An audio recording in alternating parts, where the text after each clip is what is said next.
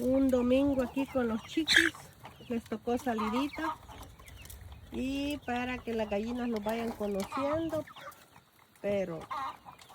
todavía les pegan, ellas son tremendas, no quieren a los chiquitines, pero así se van a ir acostumbrando poco a poco.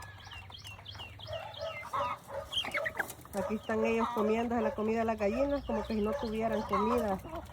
donde ellos duermen todito el tiempo, pero me imagino que esta sabe diferente.